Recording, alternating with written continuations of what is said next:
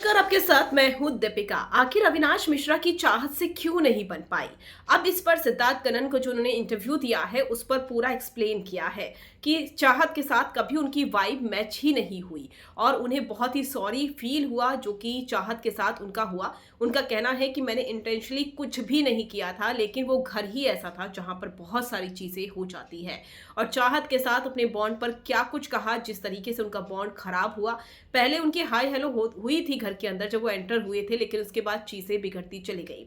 इसी पर अविनाश मिश्रा ने बात की है। चलिए बताएंगे आपको पूरी डिटेल। अगर आपने सब्सक्राइब नहीं किया है तो जल्दी से कर लीजिए ताकि सारी की सारी लेटेस्ट खबरें आप तक पहुंचे जल्द से जल्द।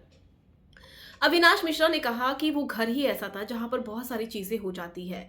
मुझसे भी बहुत सारी गलतियां हुई है और उसके लिए मैं सॉरी भी फील करता हूं, लेकिन बाहर के लोग जो हैं, जो चीजें हो जाती है अपने से, वो सॉरी को नहीं लेते हैं। वो कहते हैं कि छोड़ दो इस बंदे को।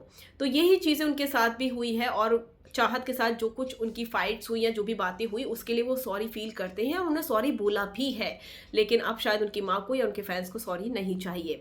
वहीं दूसरी तरफ जब पूछा गया कि क्या प्रॉब्लम थी आखिर चाहत के साथ, क्योंकि ये बॉन्ड तो पहले हाय हेलो तो हुआ घर के अंदर, लेकिन उसके बाद चीजें जो थी वो खराब हो गई, बातचीत बंद हो गई। तो यहाँ पर अविनाश मिश्रा ने कहा कि जब हम घर के अंदर एंटर हुए थे तो मैंने कहा हाय अविनाश मिश्रा, उसने चाहत पांडे कहा। तो बातचीत हो रही थी, लेकिन चीजें बिगड़ती चली गई क्योंकि वाइब मैच नहीं होती थी। और सेट पर भी ऐसा ही होता था।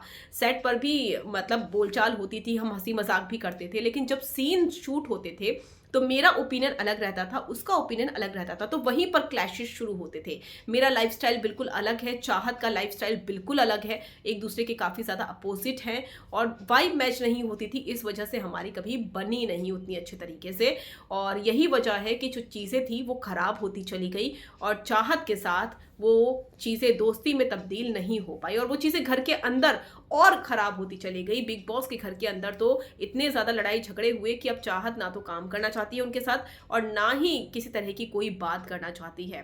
क्या आप भी करते हैं अविनाश मिश्रा से एग्री या फिर आप चाहत के लिए कुछ कहना चाहते हैं? कमेंट कर ज़रूर बताइएगा।